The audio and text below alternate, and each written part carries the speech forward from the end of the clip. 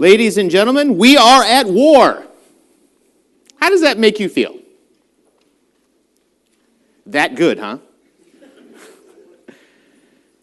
We live in very interesting times indeed, where we are actively going against adversaries all the time, and we're hearing all kinds of incredible news stories, and they seem to be really constant. And probably the biggest and most interesting news story that we've had in the U.S. is, hey, our government doesn't have enough people working in the FBI to handle the volume of incidents that are coming in.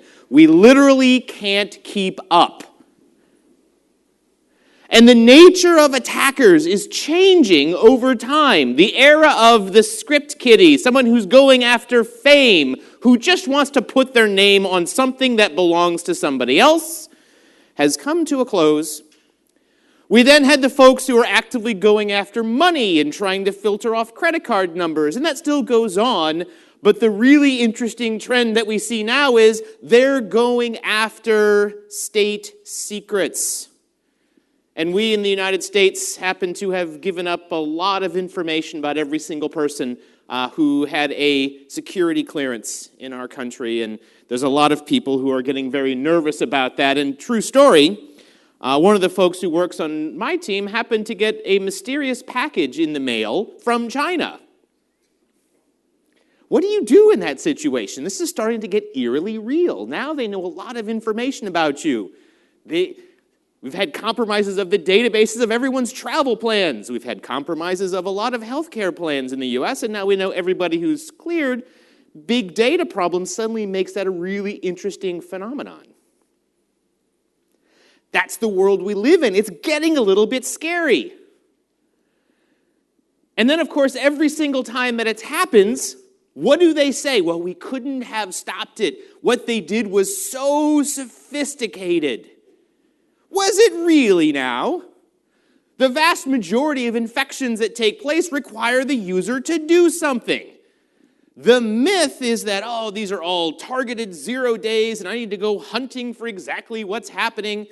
And that's not what's actually being exploited. In fact, the number of true 0-day exploits that are being used in attacks is really, really small. The reality is this is just not good hygiene in the majority of the cases. People are going after the low-hanging fruit.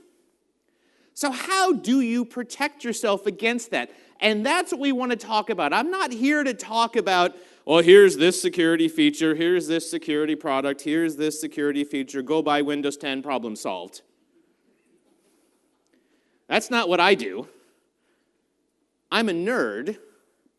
And I know that you can't possibly protect against everything. We have to assume breach. Someone's going to get in. You cannot close all of the doors. How do you handle that situation? You understand what the attackers are doing, and you respond to that. We have human adversaries who are behaving in a way that's effective. And if you understand what they're doing and defend yourself against that, you can stay one step ahead. And one of my favorite phrases, and this may sound a little bit bad, but there's a ring of truth to it, and you'll agree with me, I think. If you're being chased by a bear, you don't have to run faster than the bear. You just have to run faster than your friend. And that's what we've got to do. Let's close down the easy stuff by looking at what are the bad guys doing today. And what we're seeing is two sort of mega trends in terms of how they're behaving and how they're gaining access to our digital assets. Trend number one is they are going for complete ownership of your identity infrastructure. Right? If you think about what perimeter defense meant in the past, perimeter defense meant get a nice, big, heavy firewall. The more it costs, the better it must be. And today, identity is the new perimeter. And that's what we need to start thinking like. We need to think about this identity and how this represents the perimeter, because what's happening is adversaries are gaining access to something in the organization, creeping along, and eventually gaining access to the keys to the kingdom. Access to all of the identity tokens within the organization. And then they party. And that's what happened in all of the, not all, but most of the stories you read about on the headlines of the newspaper. Target, they actually documented some of what happened there. Someone came in with legitimate credentials, got onto a desktop where a domain admin had happened to have logged on, got domain admin credentials, had access to everything, and they started partying. So that's adversary number one, the one who tries to own everything, because then they can go figure out what's going on in your organization because they have access to it all. The other adversary that we're starting to see rising in prevalence is the adversary who figures out exactly what they want and goes after it. And we see this happening in a couple of different ways. One of them I thought was really sneaky, right? And to give you a sense of what we're dealing with in terms of adversary lines of thought. They were going after specifically a company who had high-value assets that they wanted, IP that was unique and developed within that organization. And they thought, how do I find out who these people are? I don't work there. I'm remote. I want to stay as far away as possible. That's the general pattern, is they don't want to be there physically because then they get caught, they get arrested, they get put in jail. If they're off in another country, it's a lot easier to stay away. So here's what they did. They said, all right, there's a conference coming up, and the conference is sort of hyper-specific to folks who would be working in this area, and people from this company are likely to want to attend that. So let's stand up a Facebook page with an image that compromised a known vulnerability on the platform they were using. Hope they didn't patch. They didn't. And invite everyone to this group. Attendees of this conference from this state, which very narrowly selected to pretty much the people who did this job in this company. 3 of them joined, and 3 of them got compromised. They're getting smart. They're still going after the easy stuff, but adversaries are getting smart. There was another adversary that was specifically trying to gather information. They started by compromising a typical end user's email credentials.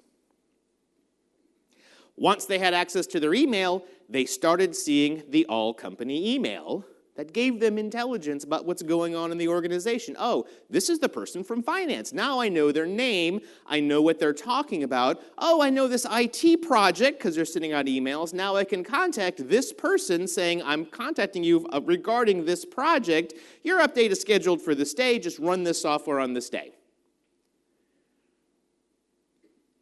Targeted adversaries. Those are the 2 categories that we're seeing. Let's think about how to protect against those, because we no longer are able to take the legacy approach that we had of building a thicker castle. Right? People love to build walls. I live in the United States. There's all talks now about building a giant wall around the entire country because we're nuts. But we don't live in an era where we can surround ourselves. Bad guys are amongst us. We live in cities where we walk around in the cities, and we have people around us that could be an adversary, that could be a nice guy. Most people are nice, but I can never really tell. So we need to think about how to live in that kind of incredibly interconnected world. So I want to talk about this whole context, but I also want to frame it up in terms of how we think about the things you need to ensure that you've got managed. An entire cybersecurity framework that doesn't just focus on building thicker, stronger walls, but instead thinks about 3 different perspectives. What am I going to do to protect myself? What strategies do I put in place? What am I going to do to detect things that I might have missed? Because I can never be sure to get everything. Too many devices, too many crazy users doing silly things. I can't ever be perfect, but I do want to observe things that are going to be noteworthy to me and start solving some of those big data problems. And I also want to think about how to respond. And this is the hard part. We deal with a lot of folks who are in incident response, and incident response is not something that most people are terribly good at. In fact, if you've been watching some of the cybersecurity news, you may have heard that there was a slight compromise from a little website called Ashley Madison. right? Incident response. If you have just compromised your entire database of users, you may not want to put things like this on your website. You may no longer be trusted with your security. And yet here it remains. This is live right now. Response is hard. Most people just kind of freak out. They don't know what to do. So thinking about what you can do and how you can respond is also very important to putting the whole story together and really understanding it. So that's the framework. We've got a couple of categories of adversaries, and we want to have a holistic end-to-end story that assumes that we're going to do our best, and if we get it wrong, we know how to resolve that. So let's talk about the specifics of how most credential theft attacks take place in the real world. First things first, they look for some kind of beachhead. How do I get in the organization at all? And the most common way of gaining that today is send out a phishing email and wait for someone to click. And of course, users being what they are, someone always clicks. And suddenly you've got credentials to that device. It is especially easy when you have folks who happen to be local administrators. How many of you, and I've got bright lights right in my eyes, so I can't see very well, so let's do it by applause. How many of you have eliminated 100% of all local admins in your group, in your entire organization? There are none of them. Okay, by way of applause, how many of you have a few local admins in your organization? All right? It's a whole lot easier to grab credentials when you're local admins. And typically they can find some. And once you have those credentials, then you can start to spread around, because now I can do what's called lateral traversal. Those credentials usually get me to all kinds of different places. And even when you have standard users, you can still usually get some kind of credentials. Right? Here's a sneaky trick. If I have a standard user, I just need to get some kind of software running on the device. Windows absolutely allows you to install per-user software. If you're not writing the program files, you can still write in exe. There's nothing in Windows that stops you from doing that. You're limited to running it in the current user's context, but if that's all you need to do, that's enough. So great, now I've got executable code running, and I want to get credentials that allow me lateral traversal. Whose credentials should I go and get in most organizations? Help desk. Make the computer misbehave. So they call help desk and say, my computer's misbehaving. Most help desks belong to a group called help desk users that gives them local admin on every single device in the entire organization, which is, of course, to be expected because help desk is one of those long-term tenure, right? You work here 30 years, establish that trust, and boom, you're promoted to help desk, right? Or maybe it's the brand new people who you don't even really know who are running your help desk, or the outsource company doing your help desk, and now they are local admin everywhere. You trigger a mistake, single help desk person comes on, boom, you got credentials to everywhere, and once you're everywhere, then you go ahead and grab the domain admin credentials because eventually they log on somewhere. Once you have domain admin, you have access to the entire database, you know every single password to every single user, every single system, and boom, the organization is yours. And it's surprisingly easy to do. I went ahead and I didn't do it on my own system because it turns out Microsoft has some policies that will take these tools right off your system if you try to install them. Go figure. But it's relatively straightforward to do it. So here I am, logged in as Mr., if you've seen the movie Muppets Most Wanted, which my children adore, Mr. Badgie. And let's say that I'm going to go onto a device where a more trusted user is going to log in. So let's say I'm going to log in here. I'm just going to do it through a run as, right? So I'm going to do a run as, which does an interactive login in Windows. User in the domain, and it'll be John Key is going to log in. And I'll go ahead and enter my password for that. And now I'm logged in. Well, if the bad guy has already gotten a beachhead on my system, he now has access. Whoops. Should have put this in my path, would have made it easier. So I'll go to the desktop, and I'll go to the Windows Credential Editor. Windows Credential Editor, by the way, works just fine on Windows 7. So there's all kinds of reasons to continue upgrading from there. Again, I'm not here to sell you stuff, but what you can see is, I have not installed Zoom It on this device. Shame on me. So I'll just zoom in here, right?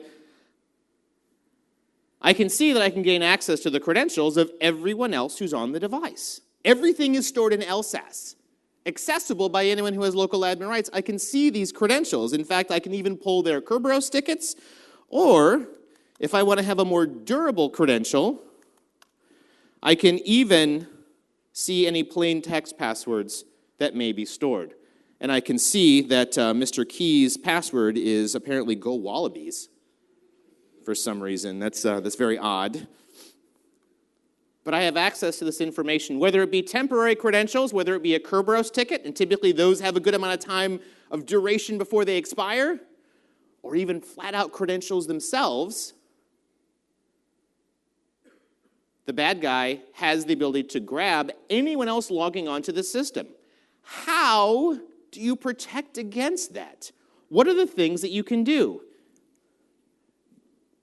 And if you think about how much time it has, here's what we see in attacks in terms of the duration it takes between detection and resolution.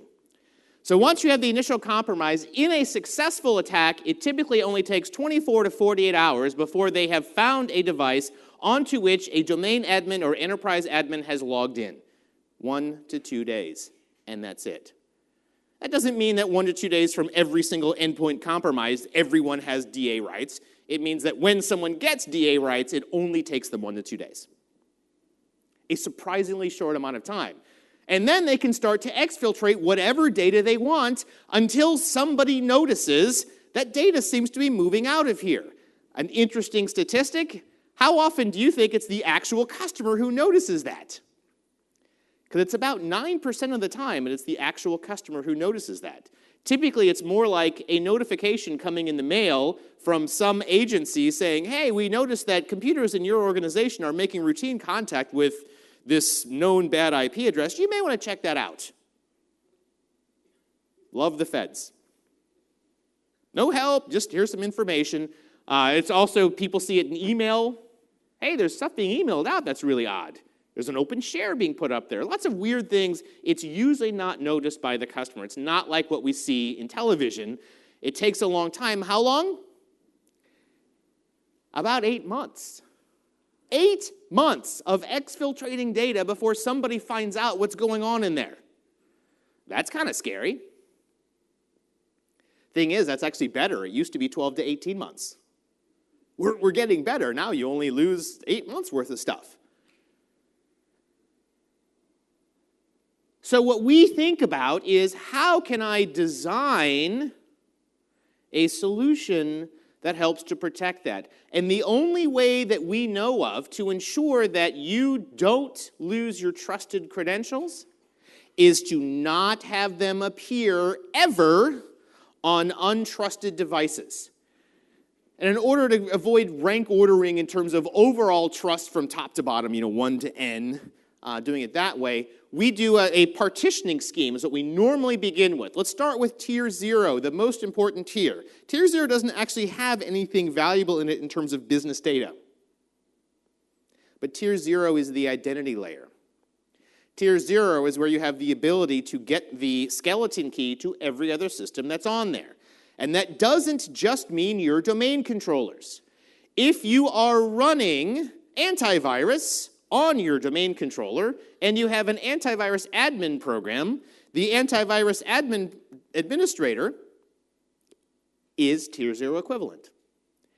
If you're running it on top of shared storage in your data center, the person who administers the shared storage is domain admin, enterprise admin equivalent, because they have admin rights on the box. They have code running on your domain controllers that they could potentially compromise to own the system.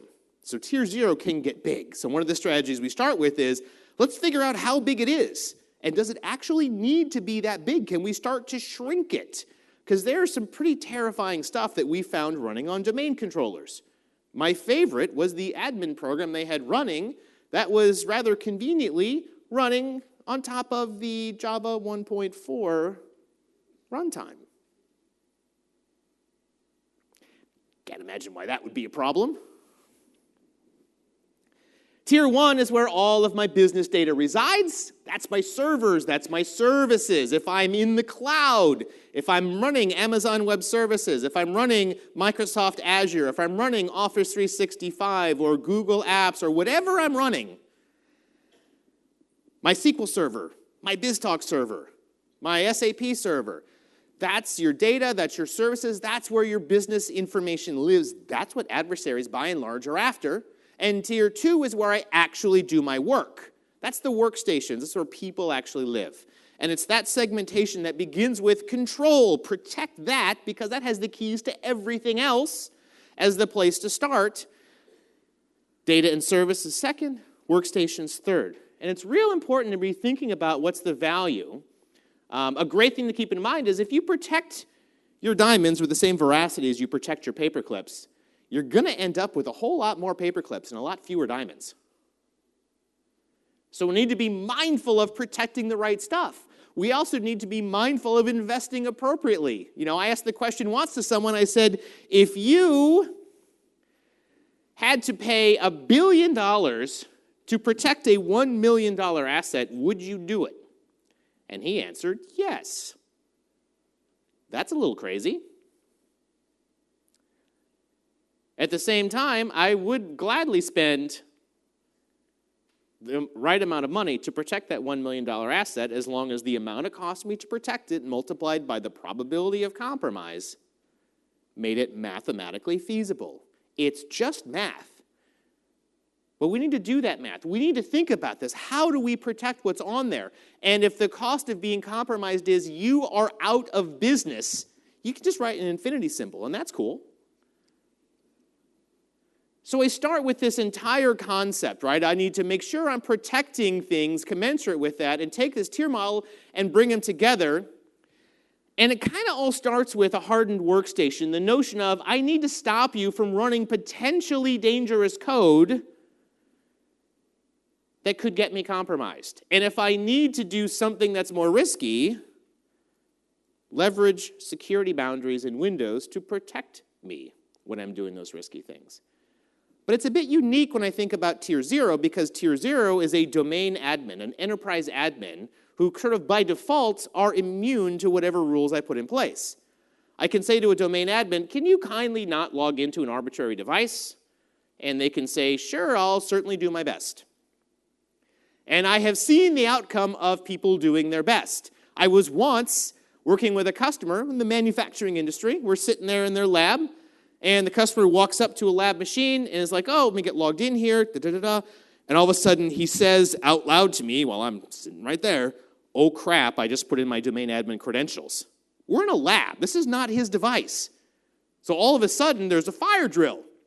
When was the last time these devices were refreshed? Has anyone been in this room? Because now, not deliberately, but completely unintentionally, he slipped up and made a mistake. And because he's a domain admin, there are no controls in place to stop him from doing that. And in another example, and this was in a retail environment, it wasn't an accident, it was a convenience factor. Oh, I need to get on this device, and I need to be able to do whatever. It's a whole lot easier. I'll just type in my domain admin credentials, and we're all sitting there kind of amazed because this is a point of sales device in a public store. And if you ever want to try something, and we've tried it a few times, walk into any store wearing a suit and walk up to a device and tell the person, hey, I'm so-and-so, just make up a name from corporate. I'm here, we got some upgrade planning, we need to get on this device. And we have yet to come across a situation when someone says, I'll need to see some ID to verify that. It's never happened. It's okay, here you go. They don't think about that. So we've seen that happen. We also had an example where we had an automation actor running as domain admin. This was fascinating to me. An application that says, you know what, I want to make sure that I can elevate any script. So I want a script running, I want to run it as admin, So let's get this service going that's able to launch it as admin. Now, I could just make the service run as local system and design it that way, but boy, that requires me to kind of think through how Windows security works. So let's just go ahead and run the service with a domain account that had domain admin membership on every single workstation in the organization. So this kind of stuff happens. I need to protect against what I truly can't protect against, which is being able to control someone who, for all intents and purposes, is God, and therefore uncontrollable. Because as they say in Ghostbusters, if someone asks you if you are a god, you say yes. So how do you control them? And what we do from an architectural standpoint is say, let's build out a separate forest. This forest has been called a number of different things within Microsoft services. We refer to it as ESAE, Enhanced Security Administration Environment. You can tell that lawyers and nerds got together on that one, right? The lawyer said, oh, you can't call it secure because, yeah, it's just got to be more secure. So we'll call it enhanced security. Terrible name, so no one actually calls it that.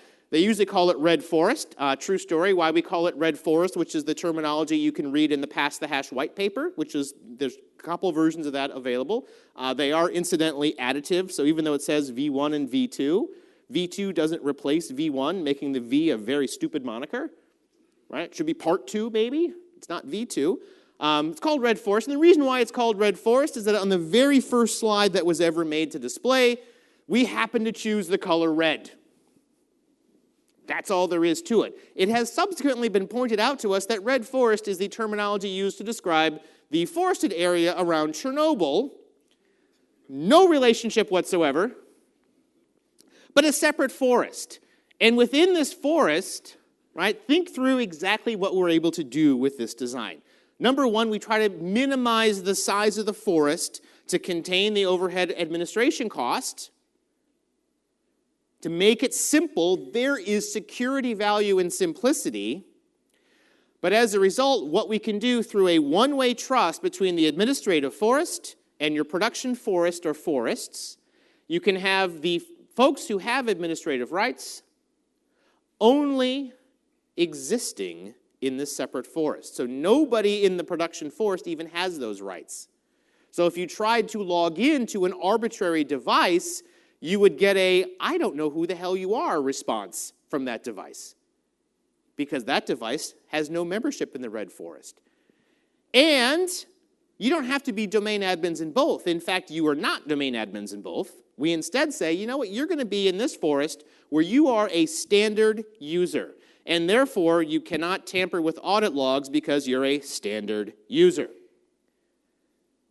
But your identity will have membership in the domain admins group in the production forest. And therefore, we're able to control the devices you run on, where you're able to authenticate, and the policies that surround you. We can harden it so that you can't get to the internet. We can harden it. All of these things become possible once you moved out into a separate admin forest. And then, of course, we also need to think about, well, what happens if things go wrong, right? So then we think about, well, we'll build in the break glass account. So someone's going to need to administer the Red Forest. Something might go wrong. Obviously, designing it to be self-maintaining is pretty important. But sometimes things go wrong. It is, after all, technology made by humans. So there's going to have to be Red Forest admins. There's also going to have to be the ability to get a production forest account that can log in case something happens to that forest. Otherwise, you have 0 domain admins, and that's kind of a problem. But that's how we think about solving that problem. A separate administrative forest. Now, for devices that are in that tier 1, there's a whole lot less overhead required. Tier 1, you don't have to be a local administrator on your device or on every device. You can instead be, sort of segregated. So we start thinking about some of the technologies that are put in place that can help facilitate this. Number one is a security principle. Every time I want to help secure something, I want to stand behind a security boundary in Windows. And a really valuable security boundary is the ability to stand behind peer virtual machines, which we say that's a security boundary. That's actually really important for us to maintain that security boundary because we have a small little service that we offer to customers that sells them virtual machine access in large data centers at multiple places around the world where we want to ensure that those virtual machines that are peers can't talk to each other. Very important to us. So that's a security boundary. And that's what we look at in terms of building a hardened workstation. Now, you can, of course, build a hardened workstation and say, this is your hardened workstation device. Use it, and it's only going to be allowed to talk to this service, this server. You'll be a standard user on the device. You'll have the admin tools on this server, and then we can start to build in and leverage technologies that came in place, for example, in Windows 8.1. Windows 8.1 introduced the concept of authentication policies and authentication policy silos. How many of you have ever even heard of that? So a handful. How many of you have used it? So no one. One guy, this guy. Go ask him all your questions about it. How did that work? Still going. It's an interesting concept, which is with an authentication policy and an authentication policy silo, in essence, you get this reciprocal agreement. You can only have this user log into this device. So this user is constrained on where he can log into. And this device will only support authentication from this list of users. So now you can start to say, if you're a member of, admins of this group, that you won't be able to log in anyplace else. Therefore, you won't put your credentials onto other devices because you'll never get in. You get trained pretty quickly, and they don't show up. Doesn't necessarily protect you against a keylogger if someone gets in, but it will protect against the credentials going into memory, so it greatly diminishes the amount of time you have to compromise those credentials and trains the users that there's really no point in going anyplace else. I can constrain where you go, I can constrain what you do, I can lock out internet access, or I can leave it on and tie it specifically if I'm trying to talk to one cloud service and that's it. And I can do all kinds of other restrictive things to block you. I can turn on things like app blocker, whitelisting to say only this server admin tool will run and nothing else will ever run, and all kinds of things that I can do to control what goes on there. But then you run into the challenge of usability, and usability turns out to be a very important security feature. Because if it's not usable, people will complain until it goes away. So what we think about in terms of usability is, do I need to make you carry around multiple devices? Now, I can make the devices small, maybe that makes it good enough, but they're never quite small enough.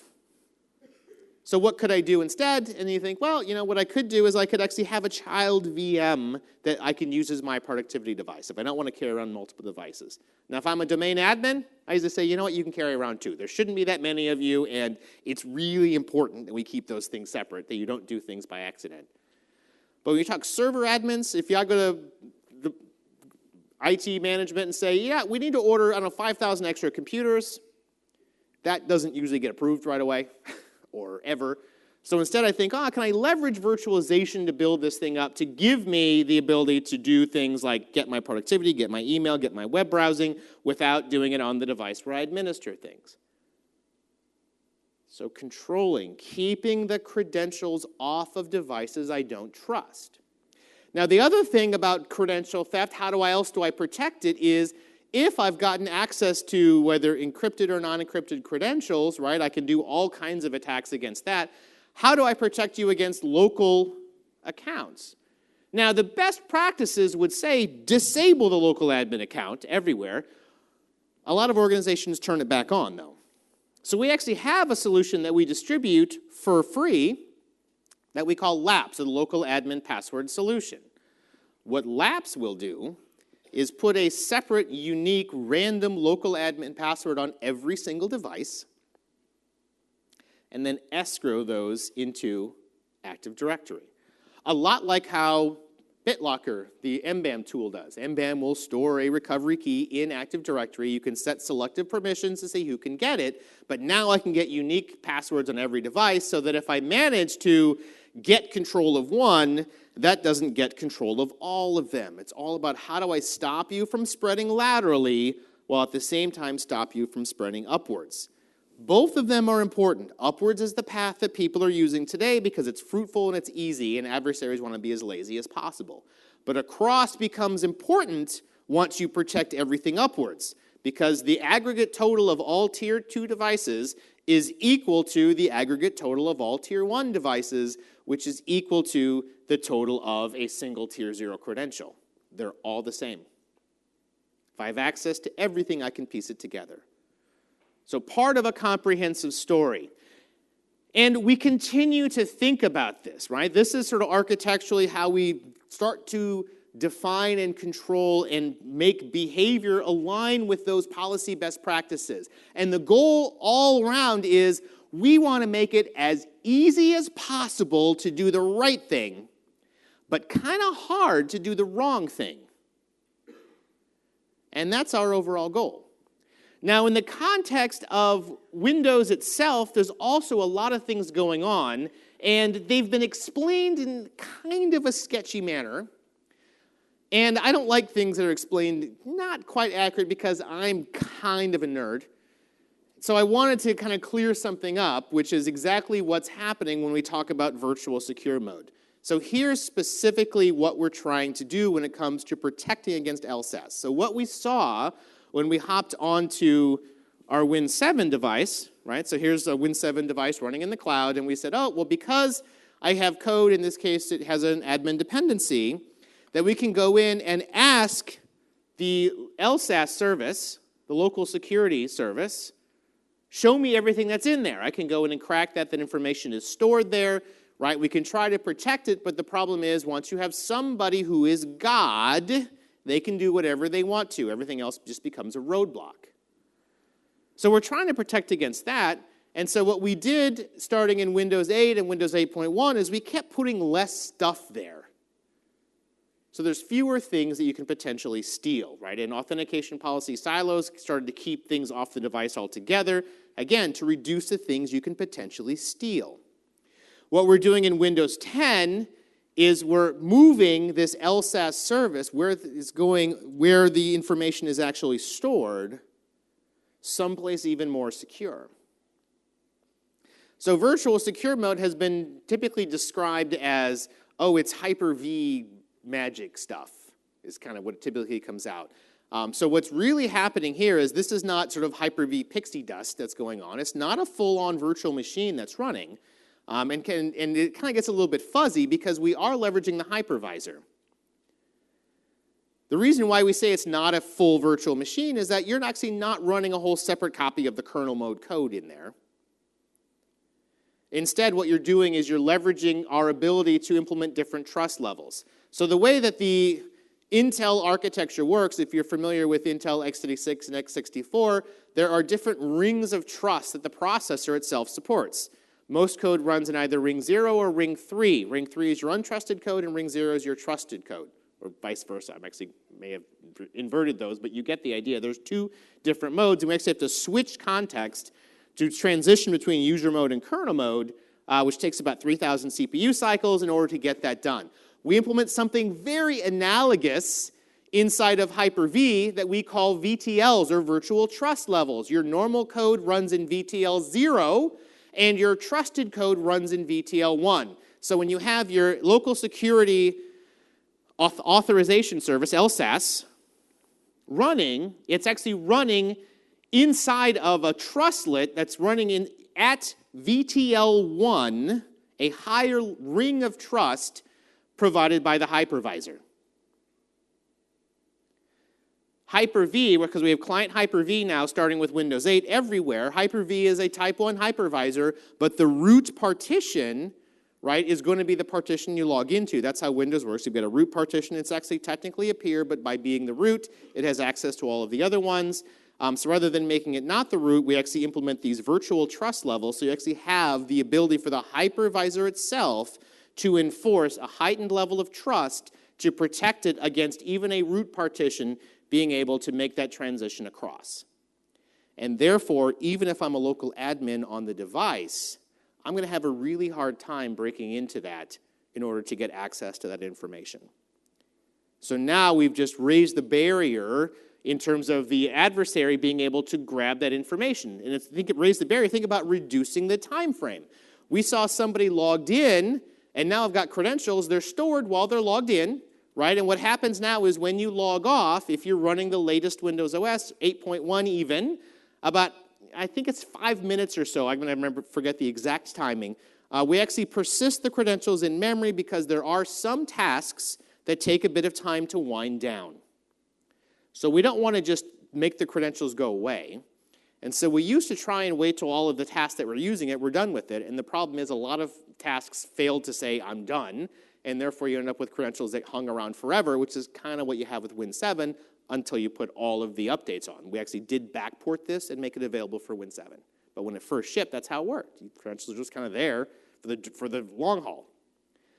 Now we say, well, the credentials will be there, but after you log off, about 5 minutes later, we're just going to kill them no matter what. They're gone, so you can't go and take them. So now you've got to be logged in, plus 5 minutes, and that's the window of opportunity the adversary has to grab them.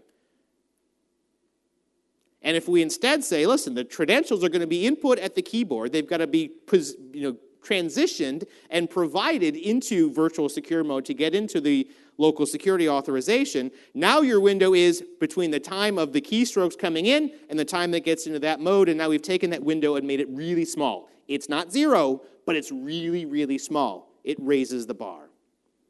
So that's what we're trying to do, is really continue to diminish your opportunity. When we think about how else I need to think about the software that I have running and stay ahead of the ways people are doing it, I want to be mindful of the fact that the adversaries, by and large, are targeting software. They don't want to physically walk into your office. They want to do it remotely. What are the things that I can do? Patch your systems.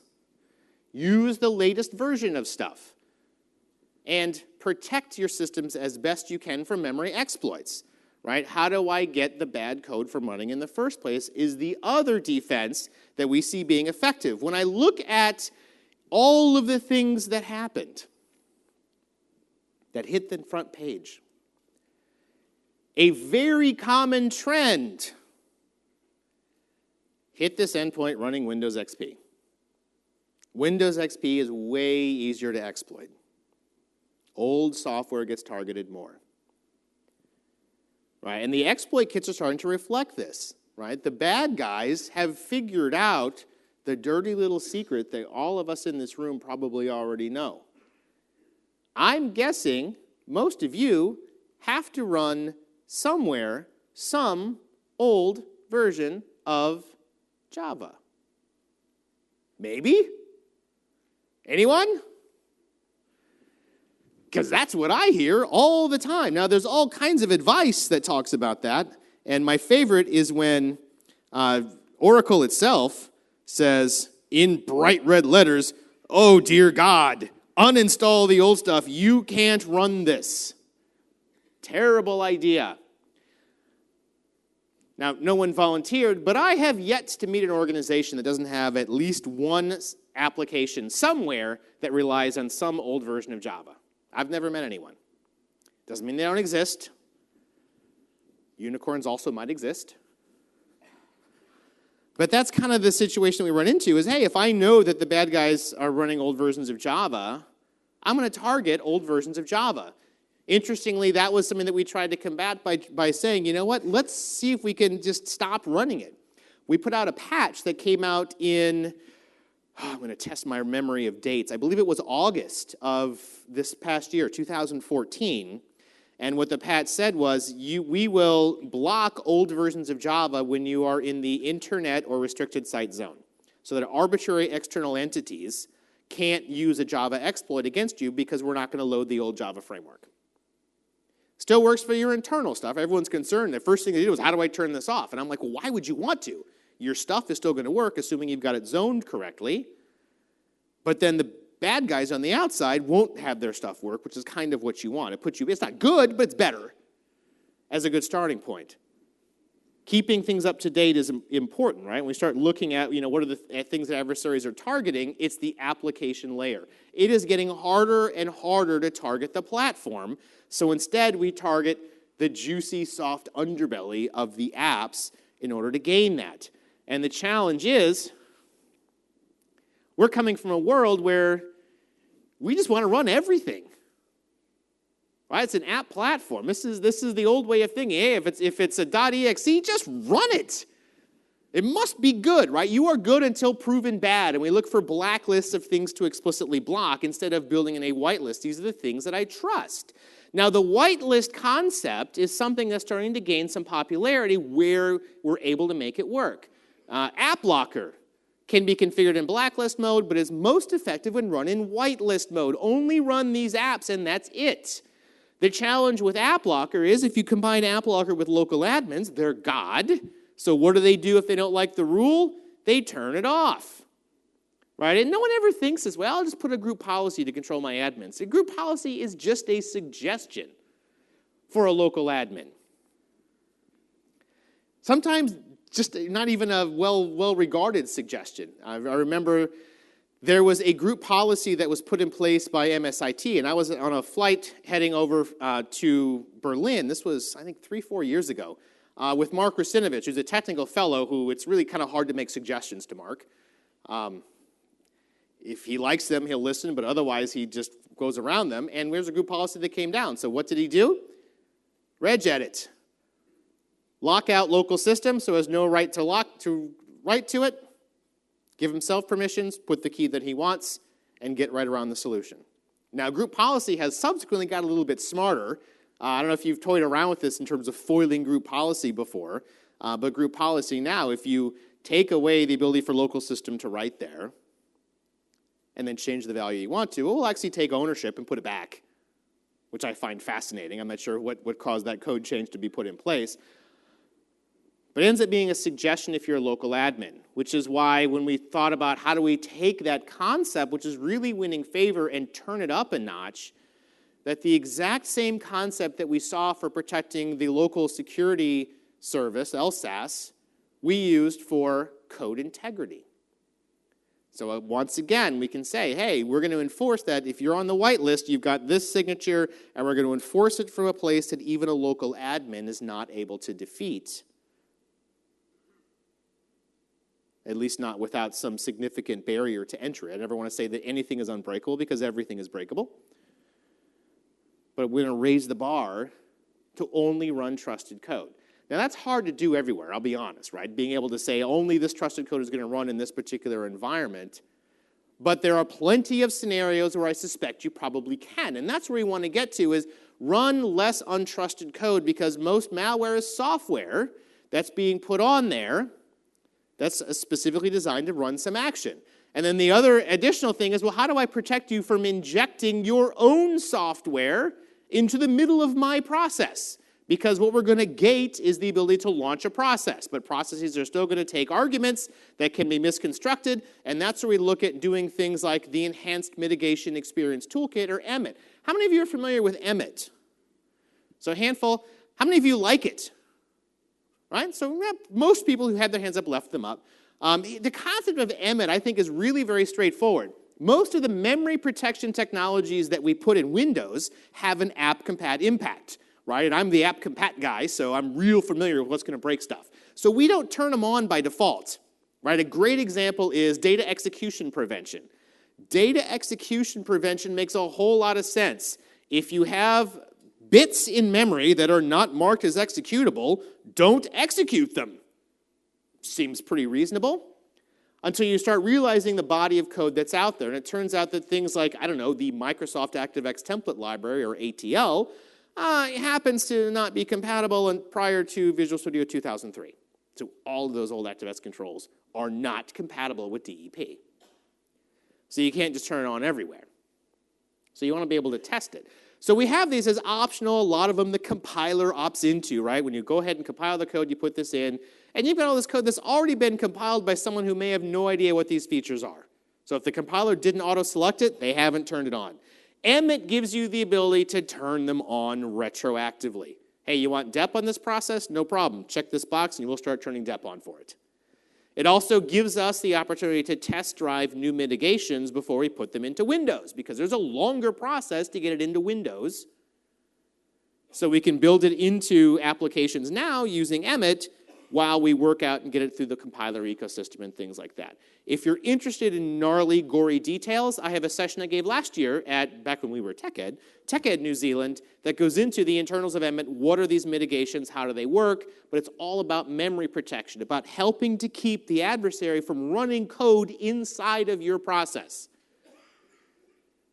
So our code integrity protection stops you from running arbitrary code at the process level, and Emmet helps protect arbitrary code from running inside of an already trusted process. And of course, throughout the entire thing, we recommend always looking at building things using the security development lifecycle. It's a process that was developed by Michael Howard and his crew inside of Microsoft for all of our products in response to the Trustworthy Computing memo. Here's how you write better software. It's been really effective for us. It has really changed the game in how we make stuff. We find stuff earlier. We have secure designs. We test those designs. We have responses in place for when we find out that we made a mistake. It is a process that by and large goes ignored in a lot of organizations. We've actually spent a lot of time lately going through and working with other companies. So Michael Howard himself actually works today as a consultant inside of Microsoft and works with companies outside of Microsoft, some of them big-name ones that have big commercial software opportunities themselves, and we want to leverage that. This is not something that we want to keep to ourselves, right? And this is sort of the interesting thing about the adversaries that we're facing today. They're starting to work together. They're pooling together. They're monetizing. They're selling their exploits on an open market. You can go and buy exploit kits. They've banded together. And it's really weird that we're trying to be territorial. Oh, I want to not tell you how to be a good malware reverse engineer because then they'll have to call me. Here's the thing. There's enough bad guys to go around. We don't have to hog them. We can share, and we can all learn and grow from this.